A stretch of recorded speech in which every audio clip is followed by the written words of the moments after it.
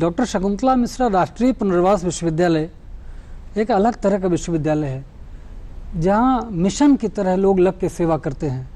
वो नॉर्मल बच्चे नहीं हैं। जो हमारे दिव्यांग बच्चे हैं वो घर से भी कुछ न कुछ उपेक्षित रहते हैं, समाज भी उनकी उपेक्षा करता है, लेकिन हम सब उनको मिलकर इस लायक बनाते हैं कि वो एक नई जिंदगी शुरू कर सकें, वो एक लंबी उड़ान भर सकें, अनंत में जा सकें। बहुत बढ़िया सर।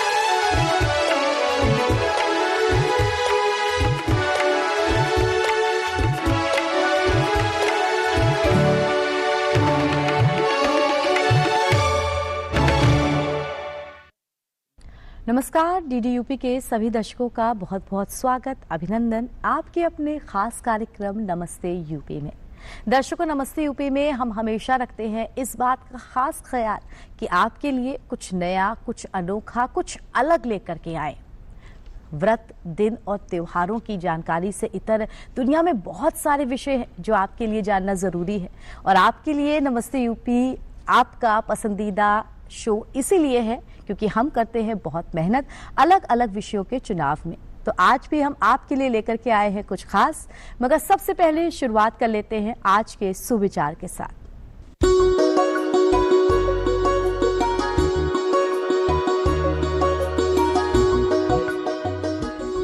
वक्त के हर रंग को अपनी राह में लाओ, हर दिन को नई शुरुआत के रूप में अपनाओ।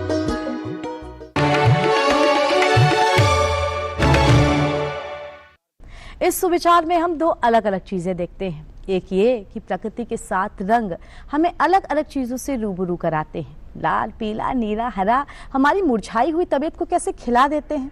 और दूसरा ये कि निराश होने की जरूरत नहीं है। एक दिन खराब किया तो कोई बात नहीं, अगले दिन नई शुरुआत, नया जोश और हम जीतेंगे, ये लक्ष्य तय करना। आइए रंगों से जुड़े अपने इस खास विषय के बारे में भी आपको बता दें, क्योंकि आप कुछ तो समझ ही गए होंगे। तो आइए जान लेते हैं नमस्ते यूपी में आज का खास विषय क्या है। दर्शकों, नमस्ते यूपी में हमारा आज का विषय है रंगों का विकास। जी हाँ, बहुत जरूरी है प्रकृति के, ब्रह्मांड के इन रंगों को समझना। वो 7 रंग जो कि हमें ये समझाते हैं कि आपके अंदर जो बदलाव होते हैं उनमें वो किस तरह से महत्वपूर्ण है। वो 7 रंग हमको ये भी समझाते हैं कि प्रकृति में हरा ही हरा चारों तरफ बिखरा हुआ है, तो लाल रंग हमें गुस्सा समझाता है। लेकिन क्या हमने कभी सोचा है कि जो तितली है उसके पंख इतने रंग बिरंगे क्यों होते हैं, तोता हरा ही क्यों होता है? इन सब बातों पर क्या आपकी कभी नजर गई है? आज हम करेंगे इन्हीं सब विषयों पे खास बातचीत। और आइए बिना देर किए जो मेहमान हमारे साथ जुड़े हुए हैं उनका परिचय हम आपसे करा देते हैं। दर्शकों, हमारे साथ जुड़ी हुई हैं प्रोफेसर प्रीति माथुर जी, जो कि सीनियर फैकल्टी हैं बायोटेक्नोलॉजी, एमआईटी यूनिवर्सिटी में। मैम, आपका बहुत बहुत स्वागत, अभिनंदन हमारे इस खास कार्यक्रम। धन्यवाद। और दर्शकों, दूसरे खास मेहमान के रूप में हमारे साथ जुड़े हुए हैं प्रोफेसर अवधेश मिश्रा जी, जो कि वैसे तो चित्रकार और कला समीक्षक हैं, लेकिन आप शकुंतला मिश्रा राष्ट्रीय पुनर्वास विश्वविद्यालय में सीनियर फैकल्टी प्रोफेसर हैं। सर, एक बार फिर आपको बहुत बहुत स्वागत हमारे इस खास कार्यक्रम। दर्शकों, अपने इस कार्यक्रम की शुरुआत करेंगे, पूछेंगे वो ढेर सारे सवाल जो आपके मन में भी इस समय कौतूहल मचा रहे हैं। मगर आइए शुरुआत अपने विषय पर से आधारित एक लघु फिल्म से कर लेते हैं।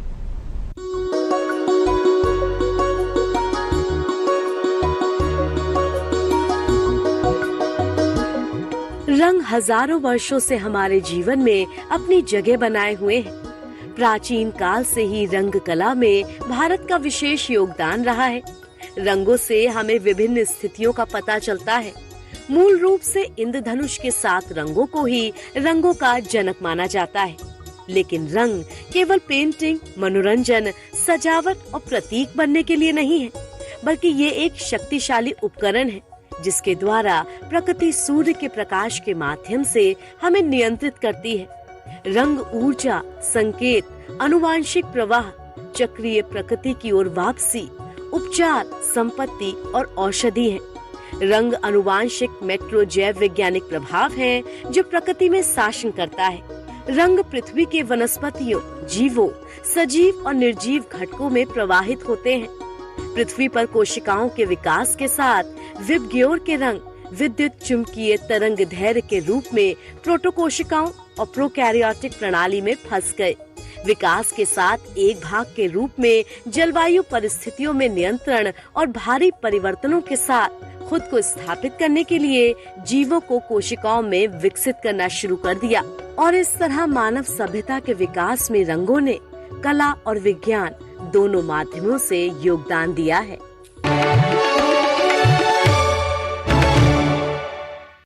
मैम, मेरा पहला सवाल आपसे यही रहेगा, हम रंगों का ही विषय लेकर के आए हैं और रंगों को साइंटिफिकली से भी मतलब उनका साइंटिफिक फॉर्म क्या है, इस तरीके से भी समझना बहुत ज्यादा जरूरी होता है।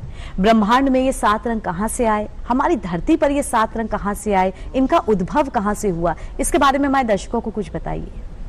ऐश्वर्या, तुमने बहुत अच्छा सवाल किया है कि मैं भी पिछले 5 साल से इस पे काम कर रही हूँ और लगातार मैं आश्चर्यचकित हूँ जो मुझे रिजल्ट्स मिल रहे हैं। और इन रिजल्ट्स को मतलब जो नेचर ने रूल बनाए हैं, हमने आपने नहीं बनाए हैं, नेचर ने रूल बनाए हैं, तो उसको मैं समझ रही हूँ कि नेचर का ये रूल चल रहा है रंगों के लिए। 7 रंग जो कि हमें सनलाइट से मिलते हैं और उसको मैं लिख रही हूँ, उस रूल को एक्सप्लेन कर रही हूँ। उसको गवर्नमेंट ऑफ इंडिया में कॉपीराइट मुझे मिल रहा है, उससे गवर्नमेंट मुझे रजिस्टर करके दे रही है। तो ये आपका जो मैंने अभी तक कंक्लूजन निकाला है वो ये निकाला है कि रंग जो है वो एक जेनेटिकल मेट्रोजियोलॉजिकल अफेक्ट है।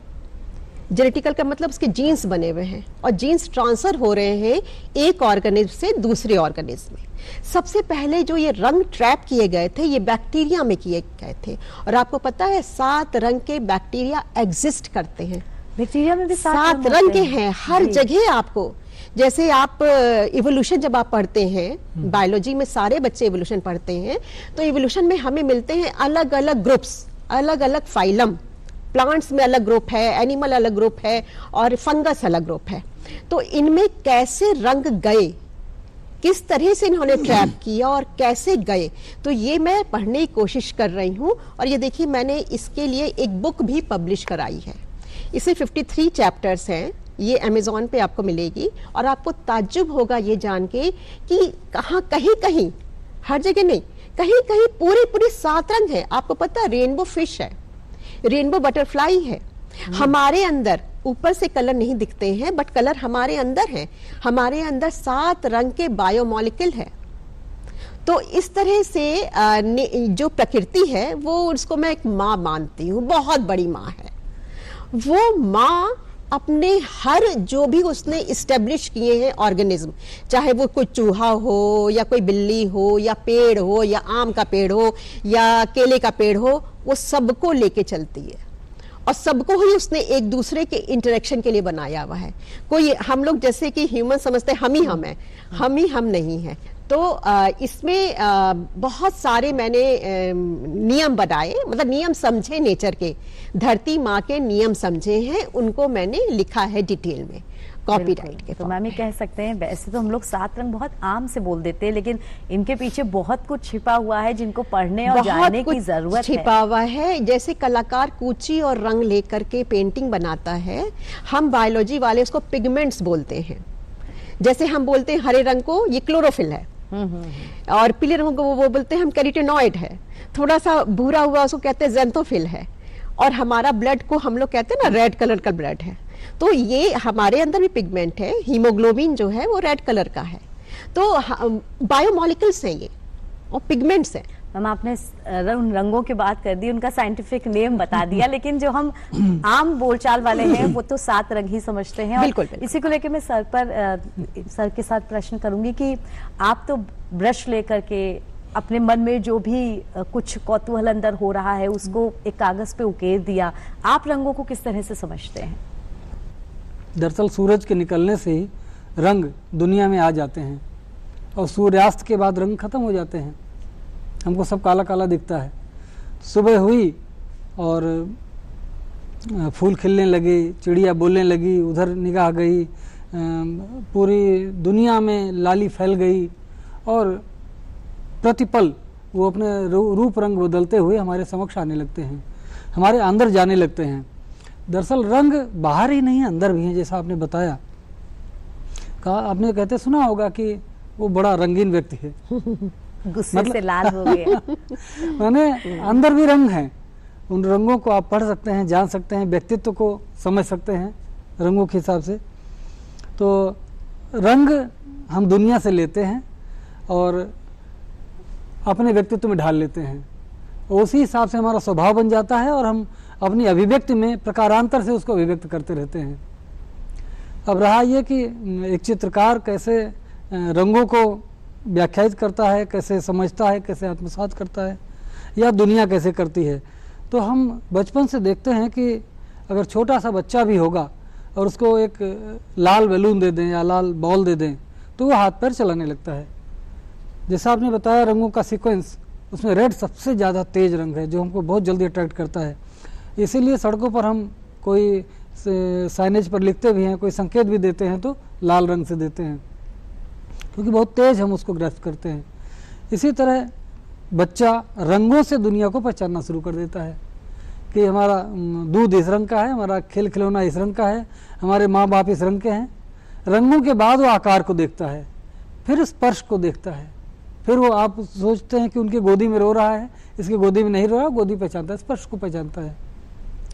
कानों से फिर वो अपनी पांचों ज्ञानेंद्रियों से धीरे धीरे धीरे धीरे चीज़ों को ऑब्जर्व करने लगता है, उससे सहज होने लगता है, उससे रिश्ता बना लेता है। लेकिन सबसे पहले वो देखता है रंग, रंगों से ही वो पूरी दुनिया से एक रिश्ता बनाता है। वो शुरुआत जो होती है वो रंगों से ही होती है। बिल्कुल मैम, आपने भी जो अपनी रिसर्च है उसमें कलर को ही टॉपिक का चुना है। विबग्योर आपका मेन जो टॉपिक है वो रहा है। अभी तक आपने कितनी रिसर्च की है और उस रिसर्च के अनुसार किस निष्कर्ष तक पहुंच पाई हैं आप? विबग्योर मेरा बहुत पसंदीदा, मतलब कलर मुझे बचपन से बहुत पसंद था। अगर आज मैं बायोलॉजिस्ट नहीं होती तो शायद कलाकार होती। तो दोनों चीज़ें मैं हमेशा साथ लेके चली हूँ, बायोलॉजी और कलर्स हमेशा, मतलब कलर एज ए पेंटिंग में करती थी। उसके बाद एक देखिए, जब आप पढ़ाते पढ़ाते एक लेवल पे आ जाते हो ना, तो आप एक थोड़ा फिलोसफिकल हो जाते हो, अपने आप चीज़ें आपकी आगे आने लगती हैं। तो 5 साल पहले मैं जब ये बुक लिख रही थी और एक मैंने अपने यूनिवर्सिटी में प्रोग्राम कराया था कि एक कॉम्पिटिटिव इवेंट कराया था कि आप रंगों से क्या क्या प्रेजेंट कर सकते हो, तो बहुत बच्चों ने बहुत अच्छा किया था। और हमारे यहाँ कुछ फैकल्टी हैं, उन्हीं के सामने मैंने कहा था इसको आगे ले जाएंगे, लेकिन कैसे आगे ले जाएंगे ये नहीं हमें पता था। तो धीरे धीरे डिस्कशन, और जैसे हम लोग रिसर्च पेपर पढ़ते हैं, है ना, और मैंने ये बता ही दिया कि पिगमेंट्स तो हम पढ़ाते ही हैं, वो तो हमारे कोर्स में होता है। हम क्लोरोफिल मॉलिक्यूल्स पढ़ाते हैं, हम ज़ेंथोफिल, कैरोटीनॉइड, हमारे अंदर जितने बायोमॉलिक्यूल्स हैं हम सब पढ़ाते हैं, वो हमारे कोर्स में होता है। तो ये रिलेशनशिप अपने आप, जब मैंने ये बुक लिखी ना, इससे 53 चैप्टर्स हैं और मुझे एक से एक लोगों का मतलब सहारा मिला बुक लिखने में। मतलब इसमें आर्टिस्ट ने भी लिखी है, इसमें जियोलॉजिस्ट ने भी लिखी है, इसमें जूलॉजिस्ट ने भी लिखी है, इसमें बॉटनिस्ट ने भी लिखी है, बल्कि कलाकार जैसे सर जैसे कलाकारों ने भी लिखी है। तो ये सब जब साथ में इकट्ठा हुआ तो मैंने तब समझा कि बहुत स्ट्रॉन्ग रिलेशनशिप है विबग्योर का और हमारी धरती पे रंग का। आप बताइए ऐश्वर्या, क्या आपने 8वां कलर कोई देखा है? नहीं देखा है। आपने ऐसा देखा है कि सिर्फ 6 हैं, पीला गायब है या लाल गायब है? वो भी नहीं देखा है। तो आप इससे अंदाजा लगा सकती हैं कि ये जो 8 विबग्योर के रंग हैं वही ट्रैप हुए हैं धरती पे। और ये जैसे आपने अभी सबसे पहले ये बोला कि हम हरा ही हरा देखते हैं, तो उसका भी एक रूल है। नेचर ने क्या देखा, देखिए नेचर हमेशा एक सर्वाइवल ऑफ द फिटेस्ट का थ्योरी आप डार्विन का जानते होंगे ना, बहुत वेल नोन है कि उसी को सरवाइव कराया जाएगा जो इस एनवायरनमेंट के लिए फिट है। तो आप अपने समाज में भी होता है ना, जो फिट है वो आगे निकल जाते हैं, जो फिट नहीं है वो थोड़ा पीछे रह जाते हैं। तो नेचर ने ये देखा कि प्लांट्स में कौन सा ऐसा पिगमेंट हम ज्यादा दें जो वो धूप में खड़ा रहे, पानी में, हवा में, तूफान में, सब में खड़ा रहे। तो उसने क्लोरोफिल को सबसे ज्यादा फिट समझा, और क्लोरोफिल होता है हरे रंग का। मैम ये तो हम भी नहीं जानते थे। और आपको मैं बताऊं, वैज्ञानिक दृष्टिकोण है। हाँ, और ये बहुत सिंपल भाषा में है, ऐसा कुछ बहुत वैज्ञानिक नहीं है। सब सोचे तो सब कुछ ही आ सकता है।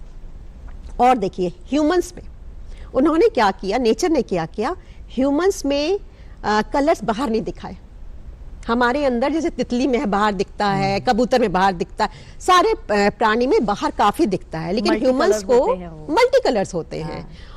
लेकिन ह्यूमन को उसने समझा कि एक सामाजिक प्राणी बनाना है। उसने कहा ह्यूमंस को बुद्धि दे दो, ये समाज चलाएगा, एक समाज बनाएगा। तो उसने क्या किया, सारे कलर्स अंदर दे दी। हमारे शरीर के अंदर, हमारे शरीर के अंदर 7 कलर हैं। हमारे आईज में हैं, हमारे लिवर्स में कुछ पिगमेंट्स हैं, और 7 पिगमेंट हैं, violet, indigo, blue, green, yellow, orange और रेड। हमारा ब्लड ही रेड है ना। और जो जॉन्डिस होता है तो येलो आपको दिखता है ना, तो वो भी पिगमेंट है, बायोलॉजिकल पिगमेंट। उसको बिलीवर्लिन बोलते हैं, बिलीरुबिन बोलते हैं। तो पिगमेंट्स तो हमारे अंदर कलर्स हैं। और चक्रा, जब आप किसी बहुत जानकार लोगों से बात कीजिए तो वो चक्र बताते हैं। और आपको पता है चक्र भी सेम सीक्वेंस में है, जो विब्ग्योर का है वही सेम सीक्वेंस में चक्र भी है। आप मोर का पंख उठा लो, सेंट्रल से शुरू कीजिए और टुवर्ड्स पेरिफेरी जाइए, तो वो सेंट्रल में विब्ग्योर शुरू होता है, वॉयलेट, इंडिगो, वो बिल्कुल सेम सीक्वेंस में है। तो ये जो चीजें हैं ये अभी तक नहीं पढ़ी गई थी। वो हमने अपने Amity institute of biotechnology, Amity university में मैंने अपने सारे कलीग्स के साथ और दूसरे डिपार्टमेंट, जैसे फिजिक्स वालों से हम हेल्प लेते हैं, केमिस्ट्री वालों से लेते हैं, आर्ट वालों से लेते हैं, और हमने ये नियम बनाने शुरू कर दिए। और हमने ये अभी आगे काम चलेगा। और आपको मैं बताऊं कि 10 साल भी कर लेंगे ना तो भी कम है। बिल्कुल, ये बहुत बड़ा विषय है और बहुत इसके बारे में जानने समझने की जरूरत है। बहुत जरूरत है। सर, मैम तो उन बच्चों को पढ़ाती है जो थोड़ा वैज्ञानिक दृष्टिकोण रखते हैं या रंगों के बारे में और जो साइंटिफिक टर्म्स हैं उनकी समझ बाहर लाती हैं। जी जी। आप यूनिवर्सिटी में दिव्यांग बच्चों को पेंटिंग सिखाते हैं, उनके साथ मैनेज करना बहुत हद तक चैलेंजिंग होता होगा। उनमें कितना अलग आपने पाया, कितनी ललक होती है उनमें कुछ सीखने की, वो जो कि सामान्य नहीं है, कुछ अलग है, मगर रंग तो उनके लिए समान ही है।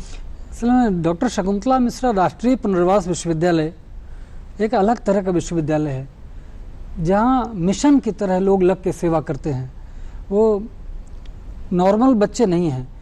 जो हमारे दिव्यांग बच्चे हैं वो घर से भी कुछ न कुछ उपेक्षित रहते हैं, समाज भी उनकी उपेक्षा करता है, लेकिन हम सब उनको मिलकर इस लायक बनाते हैं कि वो एक नई जिंदगी शुरू कर सकें, वो एक लंबी उड़ान भर सकें, अनंत में जा सकें। बहुत बढ़िया। इस तरह हम लोगों का मिशन होता है। तो हमारे पास जो बच्चे आते हैं, निश्चित रूप से जैसे पेड़ बहुत शाखाएं निकल रही हैं उसमें, तो वो बहुत ऊंचा नहीं जाएगा, लेकिन शाखाएं कम हो जाएंगी तो वो बहुत ऊपर जाएगा, उसकी ग्रोथ ऊपर जाएगी। इसी तरह हमारे दिव्यांग बच्चे, उनमें एक्स्ट्रा एबिलिटी है, और ईश्वर ने या कहें प्रकृति ने कुछ कहीं से कम कर दिया है, तो वो कमी उनको नहीं कोई कहीं रोक पाती। वो अपनी जो एक्स्ट्रा एबिलिटी है उसके सहारे बहुत ऊपर बढ़ जाते हैं। बहुत सारे सामान्य बच्चों की अपेक्षा वे जल्दी ग्रास्प करते हैं, जल्दी चीज़ों को समझते हैं, खूब मेहनत करते हैं, अपने मिशन पर लगे रहते हैं और जल्दी सफल होते हैं। तो हमें ये बहुत ज़्यादा समझने की ज़रूरत है, जिन्हें हम थोड़ा सा कमतर मानते हैं उनको भी एक सहारा चाहिए, और वो भी उसी स्तर पर पहुंच जाएंगे। वो कम नहीं है, वो कम बिल्कुल नहीं है, वे बहुत आगे हैं। और अन्य की अपेक्षा, यानी सामान्य की अपेक्षा, वे अपने काम पर लगे रहते हैं, बहुत ध्यान देते हैं, और जल्दी ही वो काम करके दिखाते हैं जो उन्हें दिया जाता है। दूसरी चीज़, रचनात्मकता की दृष्टि से देखें तो उनमें पाया गया है कि वे ज़्यादा रचनात्मक हैं। जो दिव्यांग बच्चे हैं वो अच्छी ढोलक बजाएंगे, अच्छा हारमोनियम बजाएंगे, अच्छा गाएंगे, अच्छे चित्र बनाएंगे, और पूरी लगन से बनाते हैं। उनका 10 तरफ ध्यान नहीं जाता है, वो एक तरफ रहते हैं और बहुत ग्रोथ करते हैं। तो हमारे विश्वविद्यालय के जितने विषय हैं उनमें सब के बच्चे, सब में पढ़ने वाले बच्चे एक्स्ट्रा एबल्ड हैं। बिल्कुल, बहुत ज़्यादा ज़रूरत भी है कि हम अपने जो बच्चे हैं उनको रंगों की तरफ भी उतना ही ले करके जाएं, उन्हें समझाएं रंगों के बारे में, और दोनों तरीके से, उनके रचनात्मक दृष्टिकोण से भी और साइंटिफिक दृष्टिकोण से भी। मैम, जिस तरह आपने विब्ग्योर पे रिसर्च किया, आपने हमको बहुत सारे टॉपिक्स बताए कि प्रकृति ने इस तरीके से रंग बनाए और इस तरीके से ये टर्म को फॉलो करती है। क्या प्रकृति के रंगों को लेकर के नियम हैं जो हमारे आसपास के पेड़ पौधे और जानवरों में भी हम देख पाते हैं और ह्यूमन बींग्स में भी वो झलकते हैं? ऐश्वर्या, प्रकृति एक नियम से चल रही है। आप समझ लीजिए कि वायु में, आपके पानी में जो प्रकृति के दिए हुए चीज़ है हमारे, वो बायोलॉजिकल टर्म हम उसको एबायोटिक कहते हैं। और जितनी बायोलॉजी चीज़ है, बायोलॉजिकल है, जिसमें लाइफ है, उसको हम बायोटिक कहते हैं, है ना। तो इन दोनों में नेचर खास एक रिलेशन बना के रखता है। तो उसको समझना, बूझना, रंग, अगर आप सिर्फ रंगों की बात करते हैं तो बहुत ज़रूरी है। प्रकृति ने कुछ नहीं तो हमको लगता है 10,000 भी नियम लिख दिए जाए ना, 20,000 भी लिख दिए जाए, समझ कर, ये हमारे नियम नहीं है, ये प्रकृति के नियम है। मैं उनको समझ रही हूँ और अभी तक मैंने 15 नियम लिख दिए हैं। उसके बारे में डिटेल लिखती हूँ विथ प्रूफ। और मैं उसको मैंने जैसा बताया कि उसको मैं गवर्नमेंट ऑफ इंडिया में भेजती हूँ। तो बहुत ही स्ट्रॉन्ग नियम है। ये समझ लीजिए, बस एक अगर हम कंक्लूजन निकालें तो ये समझ लीजिए, कलर हमें कंट्रोल कर रहे हैं। और ये आपको बहुत ताज्जुब लगेगा, भाई हम हर समय थोड़ी ना धूप में जाके खड़े होते हैं, तो कलर कैसे कंट्रोल हो रहे हैं। तो एक जो मैंने रूल बनाया जेनेटिकली, मतलब हमारे अंदर आए हैं, बैक्टीरिया से बढ़ते बढ़ते बढ़ते बढ़ते हमारे अंदर तक आए हैं। एक तो जेनेटिकल हो गया। दूसरा, आपको पता है हमारे अंदर जो कलर ट्रैप किए जाते हैं एट प्रेजेंट किसी भी ऑर्गेनिज्म में या किसी में, तो 2 तरह से मैंने बताया। एक तो वर्टिकल हुआ जेनेटिकल, और एक हॉरिजेंटल हो रहा। हॉरिजेंटल मतलब इसी समय प्रेजेंटली हो रहा है। तो आपको पता है ये होता है लाइट हार्वेस्टिंग कॉम्प्लेक्स, जो हमारे ब्रेन में है, जो हमारे स्किन में है और जो हमारी आईज में है। मतलब अगर हम ह्यूमंस की बात कर रहे हैं तो ये लाइट हार्वेस्टिंग कॉम्प्लेक्स होते हैं। इसलिए कहते हैं ना कि थोड़ा देर धूप में जरूर टहलिए। लोग कहते हैं कि दिन में कम से कम आप 5-7 मिनट धूप ले लीजिए, उतना ही बहुत होता है चार्ज होने के लिए। हम चार्ज हो जाते हैं। और अगर धूप में नहीं भी जाइए तो हमारा जेनेटिकल सिस्टम ऐसा बना हुआ है कि वो आपको सरवाइव रखेगा।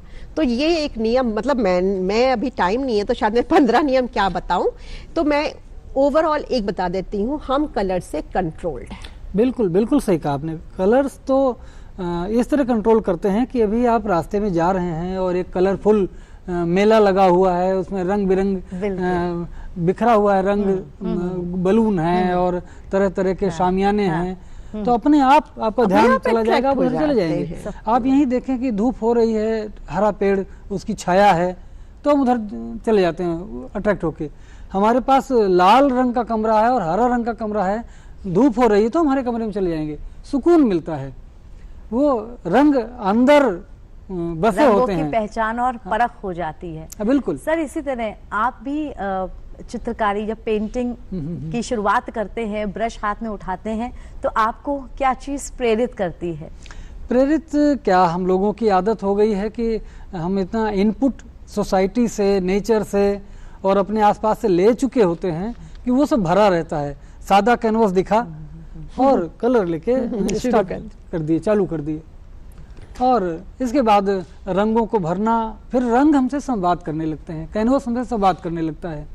फिर रंग बताते रहते हैं कि हमें आगे क्या करना है, आगे इस रंग को घटाना है या बढ़ाना है, इसके कितने शेड्स निकालने हैं, किन किन रंगों को। अभी आप बता रही थी कि 7 रंग, हम लोगों के पास तो अगर लाल नीला पीला भी मिल जाए, 3 रंगों से हजारों रंग बना देंगे। नेचर में भी हजारों रंग है, हजारों कॉम्बिनेशन से बनते हैं। तो उन्हीं 3 रंगों से, उन्हीं प्राइमरी कलर से हम लोग न जाने कितने कलर्स बना देते हैं, कितने शेड बना देते हैं, जो शेड आपको दिखने को नहीं मिलता वो हम लोगों के चित्रों में दिखेगा। और कलर फिर वही कहूँगा कि आपने कहा नियंत्रित करते हैं, बिल्कुल नियंत्रित करते हैं। वो कहा गया ना कि मनोरंजन मतलब मन को रंगना, रंजन मतलब रंगना, तो रंग ही तो है, वो रंग ही तो रहा है। हम उदास बैठे हैं, हमको बहुत अच्छा गाना सुना दिया गया, कोई कॉमेडी दिखा गई, हम हंसने लगे, हमारा मन रंग उठा। बिल्कुल। और हमारे साहित्य में भी कहा गया है, ये संस्कृत का श्लोक, कि साहित्य संगीत कला विहीनम। साहित्य, संगीत और कला, वो कला जिसमें 7 रंग होते हैं, उनसे विहीन व्यक्ति पशु के समान हो जाता है। तो अगर आपको अपने अंदर के मनुष्य को जिंदा रखना है तो उन 7 रंगों से रूबरू होने की बहुत ज़रूरत है। हमने अभी तक अवधेश सर की बहुत सारी पेंटिंग्स के बारे में उनसे बातचीत की, जाना समझा, मगर दर्शकों आपको भी एक छोटी सी झलक दिखला देते हैं उस खास काम की।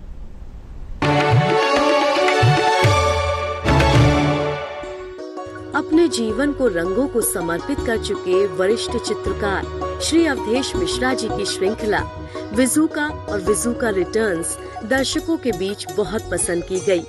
ये कृतियां आपको भीतर तक स्पंदित करती हैं, मन के तारों को छूकर आत्मविश्लेषण और जीवन की पुनः समीक्षा के लिए प्रेरित करती हैं। फिर चाहे वो हरे भरे खेतों के बीच लचीलेपन और मौन संरक्षकता का प्रतीक बना एक पुतला हो जो ग्रामीण भारत के भावपूर्ण सार को दर्शाता है, या बनारस शहर की रक्षा करते काल भैरव की पेंटिंग हो, रंगों और अनूठे ब्रश स्ट्रोक के माध्यम से यहाँ कैनवस जीवंत हो उठा है। लखनऊ के डॉक्टर शकुंतला मिश्रा राष्ट्रीय पुनर्वास विश्वविद्यालय में अध्यापन कार्य कर रहे अवधेश मिश्रा जी चित्र रचना, कला दीर्घा सहित विभिन्न पत्रिकाओं का संपादन और पुस्तक लेखन भी करते हैं। London, Birmingham, Korea, Italy, Dubai, Muscat सहित अनेक यूरोपीय महानगरों में अपनी कलाकृतियों का प्रदर्शन कर चुके हैं। साथ ही देश में दिल्ली से लेकर मुंबई तक प्रदर्शनियों के माध्यम से अपनी कला की छाप छोड़ी है।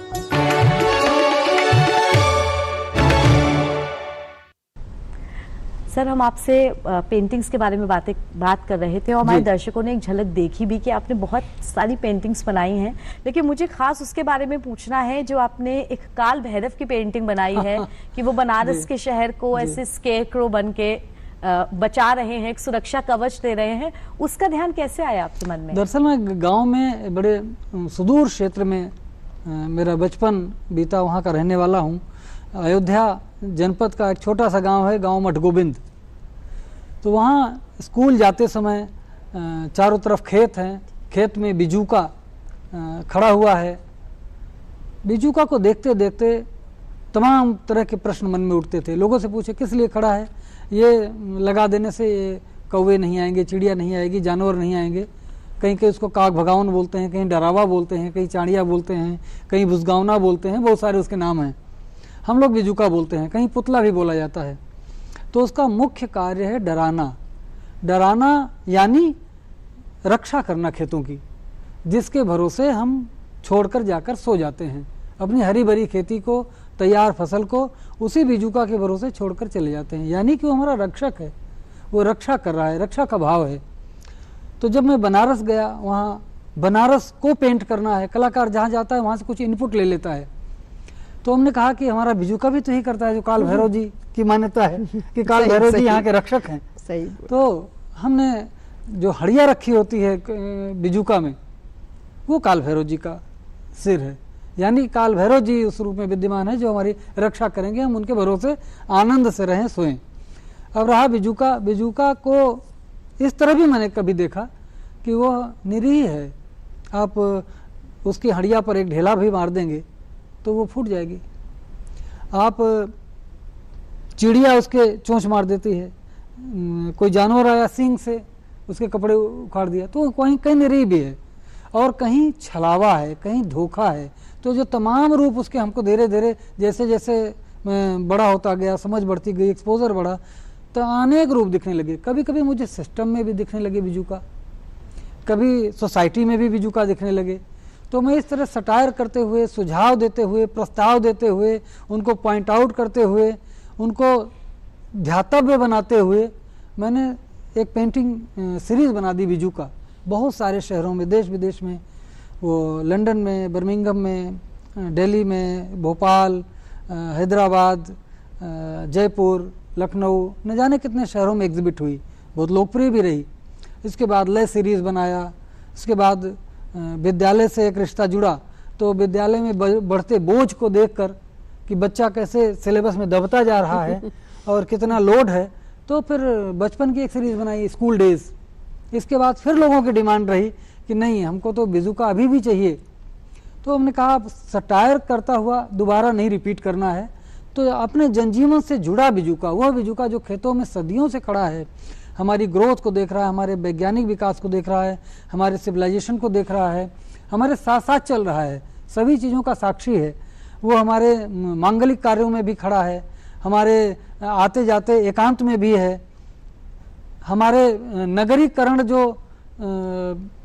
गांवों को खा जा रहा है, जो शहर गांवों में धंसता जा रहा है, निगल रहा है, उन संवेदनाओं को भी, उन विषयों को भी, ये सब करते हुए मैंने बिजू का रिटर्न्स बनाया, जो बहुत कलरफुल है। रंगों की बात हो रही है, हमारे बिजू का रिटर्न सीरीज को देखिए तो रंग और पैच और जिस बुलंदी से रंग लगाए गए हैं, जिस बुलंदी से आकार और गांव की संस्कृति को अपने अतीत की तरफ झांका गया है, वो आपके लिए ध्यातव्य है, दर्शनीय है, उसको बिल्कुल रख सकते हैं, देख आज सकते के हैं। वक्त में बहुत ज्यादा जरूरत है दर्शकों अपने गांव की तरफ लौटने की, समझने की कि वहाँ पे क्या परंपराएं थी, क्या हमारे पुराने संस्कार थे। क्योंकि मैम आपसे हम लोगों ने बात की थी कलर कंट्रोल के बारे में, कि रंग किस तरह हमको कंट्रोल करते हैं, नेचर भी किस तरह जो कलर्स है उनको अलग अलग सेक्टर्स में, जानवरों में, पेड़ों में, इंसानों में बांट करके रखती है। क्या ये कलर्स हमारी हेल्थ पे भी असर डालते हैं, हमारी हेल्थ को भी कंट्रोल करते हैं? बिल्कुल, जैसे मैंने बताया कि हमारे अंदर भी 7 रंग हैं। जैसे बायोलॉजी में हम उनको पिगमेंट कहेंगे, है ना। तो पिगमेंट्स हैं, तो पिगमेंट्स आपकी पूरी फिजियोलॉजी को कंट्रोल कर रहे हैं, पूरे बायोकेमिकल सिस्टम को कंट्रोल कर रहे हैं। ऐसे ही समझ लीजिए कलर हर ऑर्गेनिज्म में है और वो कंट्रोल कर रहा है उसको। तो ये जैसे हमने आपको बताया था, मतलब पेड़ों के ही रंग से, कि हरा रंग किस तरह से डोमिनेंट है, मतलब धरती माँ कैसे कंट्रोल कर रही है। देखिए इवोल्यूशन बहुत इंपॉर्टेंट है, बहुत ज़्यादा। बल्कि मैंने एक थ्योरी ये भी लिखी है कि अगर हमने कलर्स पूरी तरह पढ़ लिए, जो मैं बता रही हूँ कि 10 साल से कम नहीं टाइम लगेगा, क्योंकि इंसान है, इंसान की एक लिमिट होती है लिखने की, पढ़ने की, समझने की। अगर डोमिनेंट, मैंने बताया कि ग्रीन रंग डोमिनेंट होता है पेड़ों में। हमारी धरती ग्रीन दिखती है, या तो वो पानी की वजह से ऊपर से अगर ग्लोब देखें तो नीली दिखेगी या ग्रीन दिखेगी। और आपको मैं बताऊं, ह्यूमंस को धरती माँ ने सबसे इम्पॉर्टेंट बताया है। तो मैंने कहा कि हमारे अंदर कोई सामने से कलर नहीं दिखता है, हमारे अंदर है, जो हमारे अंदर की पूरी फिजियोलॉजी कंट्रोल कर रहा है। पूरी फिजियोलॉजी 7 रंग के मॉलिक्यूल कंट्रोल कर रहे हैं। उसके साथ साथ और भी फिजियोलॉजी होती है जो कोरिलेट होती है। तो हमारे अंदर ऊपर कलर नहीं है, तो हमारे अंदर नेचर ने ये किया कि मेलेनिन पिगमेंट इनको दे दो, है ना। हमारा जो कवर है, कवरिंग है, वो भी पिगमेंट है, बट वो 7 रंग में से कोई रंग नहीं है, है ना। वो मेलेनिन से हम ढके रहते हैं, और मेलेनिन हमें बहुत सारी चीज़ों से प्रोटेक्ट करता है, जैसे कि यूवी लाइट से करता है ना, और भी बहुत सारे डैमेज रोकता है। मतलब अगर लिस्ट अगर आप मेलेनिन पिगमेंट की ले लें तो इसमें ही कम से कम आपको लंबी हो 50 रिसर्च पेपर मिल जाएंगे। तो हमें मेलेनिन क्यों दिया? क्योंकि धरती ने कहा, धरती माँ ने कहा कि इसको सबसे ज्यादा काम दे दो, ये औरों को भी समेटे, मतलब और जानवरों को भी रक्षा करे, प्लांट की भी रक्षा करे, लेकिन इंसान उनमें पूरी बहुत दुनिया की एक रक्षा अलग से दूर से दिखे। मैम आपने कलर्स पे इतनी रिसर्च की है, इतने आपने जो पेटेंट हैं वो भी कराए हैं, ये रिसर्च वर्क कहीं एप्लीकेबल है? बहुत ज्यादा एप्लीकेबल है। पेटेंट नहीं, कॉपीराइट है, मैं आपको करेक्ट कर दूं, ये कॉपीराइट है। तो कॉपीराइट, ये सारे नियम इतने एप्लीकेबल हैं कि इनसे मैं आपको बताऊं, हमारी आज जो बायोलॉजी है वो विटेकर की थ्योरी ऑफ इवोल्यूशन मानता है, जो थ्योरी दी गई है। अगर हम इसको पढ़ लें तो हम लाइट हार्वेस्टिंग कॉम्प्लेक्स के प्रेजेंस और एब्सेंस से हम एक थ्योरी निकाल सकते हैं। मतलब नई साइंस बन सकती है कि इवोल्यूशन कैसे हुआ। दूसरा, ये बहुत सारी डिजीज के बारे में बताएगा जो अभी तक एक्सप्लोर नहीं हो पाया कि इसको ट्रीट कैसे करें। बहुत सारे हैं डिजीज। और आपको मैं एक चीज़ और बता दूं कि हमने एक रूल ये भी बनाया है, कॉपीराइट इसका भी है हमारे पास, कि हम डायग्नोस्टिक में कलर्स को कैसे यूज़ करें। 7 रंग के डिजीजेज होते हैं जो अपीयरेंस आ जाता है। जैसे सबसे ज़्यादा कॉमन मैं आपको बताऊं, जॉन्डिस है। जॉन्डिस से येलो आ जाता है, और हायर अगर जॉन्डिस हो गई तो आपके ग्रीन हो जाता है, ये भी है। और ऐसे ही सब कलर का एक है फॉर्मूला है, वो आपको चेहरे को दिखाएगा। पहले के आप वैद्यों को बता देते, चेहरा देख के बता देते थे कि आपको डिजीज क्या है। आंखें देखते थे, जीभ देखते थे, अब कौन देखता है? अब तो कह देते हैं ये टेस्ट कराइए, वो टेस्ट कराइए। तो ये हमने एक डायग्नोस्टिक टूल बनाया है, इसको हम ICMR में भेजने का प्लान कर रहे हैं, ताकि वो डायग्नोस्टिक में इसको भी इस्तेमाल करें। तो कलर का इस्तेमाल तो बहुत ज़्यादा है, मैं बता नहीं सकती हूँ कितना ज्यादा है। बहुत ज्यादा है नेचर में सर, कलर्स का नहीं, आप भी इस्तेमाल बहुत ज्यादा हम करते सब हैं। अपने नेचर के हिसाब से, बिल्कुल। अगर हमें थोड़ा शांत मन वाले हैं तो हम कूल कलर्स इस्तेमाल करेंगे, थोड़ा सा उग्र विचारों के हैं तो हम हॉट कलर्स इस्तेमाल करेंगे। वो अपने नेचर के हिसाब से फॉर्म भी लेते हैं और नेचर के अनुसार रंग भी लेते हैं। अब फॉर्म का ये है कि हमें आयातित आकारों को नहीं लेना चाहिए, क्योंकि हम उसके बारे में नहीं जानते। हमें जो अपने आसपास हैं, जिनके साथ हम जी रहे हैं, जिसके साथ हम फ्रेंडली हैं, हमारी दोस्ती है, जैसे सुबह उठ रहे हैं हमारे पास गिलास है, किचन के सामान है, फल फूल हैं, सब्जी हैं, बाहर निकलते हैं तो जानवर हैं, घर है, झोपड़ी है, तो ये इनको हम रोज देख रहे हैं। हम इनको भी ले सकते हैं और इनसे इतर भी जाके जो इनसे परे हैं हम एक नई चीज़ खोज करते हैं। आर्टिस्ट हर रोज़ नया बनाता है, इसमें हमको जोड़ते हैं अपने विचारों से, अपने संस्कारों से, अपनी रचनात्मकता से। हम इसमें कुछ नई चीज़ ऐसी देते हैं जो दर्शनीय हो, जो दर्शकों को आकृष्ट करे और ऐसा लगे कि हाँ ऐसा भी हो सकता है, पर यह ध्यान रखते हुए कि दर्शक उसका पार्ट बन सके। दर्शक भी जैसे किसी नाटक का पार्ट बन जाता है, लगता है कि अगर कुछ अन्याय हो रहा है हीरो पर तो हम जूते फेंक के मारे, उसका पार्ट होने लगता है। ऐसे ही हर किसी को चित्र में अपनी स्टोरी दिखनी चाहिए, खुद की भी एक झलक खुद की महसूस झलक, होनी खुद चाहिए। के खुद के पसंदीदा रंग होने चाहिए, खुद के आकार होने चाहिए, खुद का क्रिएशन होना चाहिए, खुद की सोच होनी चाहिए। इस तरह हम जब दर्शकों को कनेक्ट कर पाते हैं तो दर्शक हमारे लिए बड़ा इंपॉर्टेंट हो जाता सर, है। हमने हम उसके आपका लिए चित्रकार और कलाकार वाला रूप तो समझ लिया, लेकिन एक कला समीक्षक वाला भी पहलू है, उसके बारे में भी कुछ बताइए। उसका यह है कि जब मैं अपने गांव से निकलकर पहले तो काशी हिंदू विश्वविद्यालय चित्र पढ़ने के लिए गया, उसके पहले कला एवं शिल्प महाविद्यालय लखनऊ आया, यहाँ 8 मास्टर ट्रेनिंग किया, और उसके भी पहले अवध विश्वविद्यालय। यहाँ पे अवध विश्वविद्यालय और लखनऊ विश्वविद्यालय तो चलाऊ था। काशी हिंदू विश्वविद्यालय में जब पेंटिंग्स के लिए हम लोग पढ़ने गए तो वहाँ मैक्सिमम किताबें अंग्रेज़ी की और फॉरेन की थी। वहाँ समस्या आ रही थी हिंदी भाषी लोगों को। वहाँ मुझे आवश्यकता महसूस हुई कि ऐसे जर्नल्स निकाले जाएं, ऐसी किताबें लिखी जाएं जो हिंदी भाषियों के लिए भी हों। वहीं से मेरे मन में आया कि मुझे कला पर कुछ लिखना है। कला पर लिखना शुरू किया, बहुत सारे आलेख लिखे। इसके बाद मैंने कला दीर्घ इंटरनेशनल आर्ट जर्नल निकालना शुरू किया।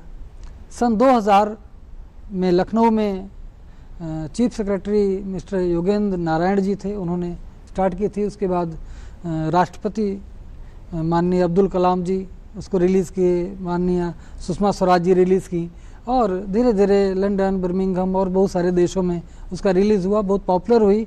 आज आर्ट के जर्नल का जब भी नाम लिया जाता है तो कला दीर्घा का प्रमुखता से नाम लिया जाता है, या कुछ नया निकालना है तो कला दीर्घा जैसा हो, ये इस मुकाम तक गया। इसके बाद देखा गया कोरोना काल में मुझे महसूस हुआ कि यूपी आर्ट सिनेरियो पर कोई बुक नहीं है, कुछ होना चाहिए।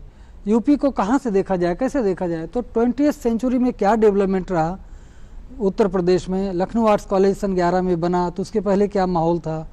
1911 में नथनियल हर्ड आए, फिर कैसे असित कुमार हल्दर आए, फिर हरिहर लाल मेड़ आए, दिनकर कौशिक आए, ऐसे ललित मोहन सेन बीच में आए।